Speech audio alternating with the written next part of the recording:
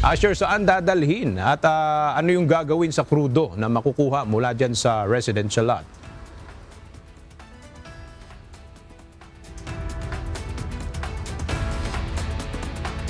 Aga kinuha na ang laman ng diesel mula sa fuel tank na nasa residential lot dito sa Barangay Sacred Heart, Quezon City. Kinuha ito ng parehong fuel truck na nagsalin dito ng krudo.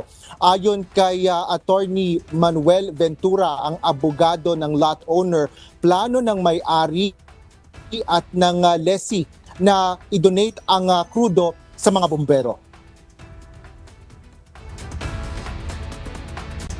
Bandang alas 10 ng umaga ay dumating sa lugar ang mga tauhan ng Bureau of Fire Protection. Kinumpirma ni Senior Fire Officer 4 Gerald Ayon, commander ng Laging Handa Fire Station Substation, na naisilbi nila ang notice to comply sa may-ari at lessee ng lote.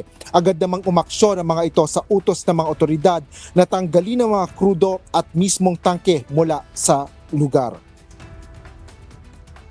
Okay, so far, so nakikita nyo naman po, nagko-comply na yung part ng may-ari.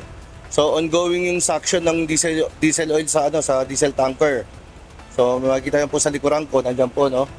So after that, nasa likod na rin po yung mag-extract naman ng diesel tank mismo para maibsad na po yung pangamba ng mga tao rito.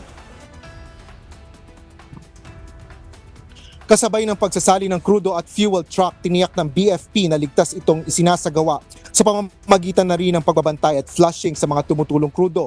Lubos naman ang pasasalamat ng mga residente, kabilang na ang isa sa mga complainant sa komunidad.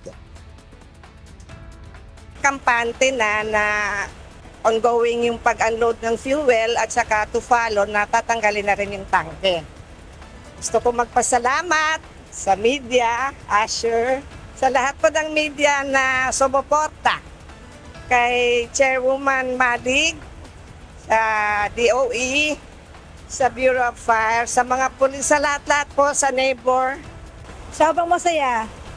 At saka makakatulong na sa gabi. Sobrang masaya, lalo na sa inyo. Tsaka yung iba pang mga network pa. At saka yung si Barangay Kapitana at BFP. Lahat ng tumulong sa amin, salamat. Lalo na kayo. Na gabi-gabi na pupuyat dito. Thank you so much. Aga sa kasalukuyan ay tinatanggal na rin yung fuel tank mula dito sa residential lot at ito ay ituto papunta nga doon sa lugar na itinalaga nitong may-ari at lessee ng residential lot. Yan muna ang latest dito sa Quezon City. Balik sa'yo, Aga. Maraming salamat, Asher Kadapan Jr.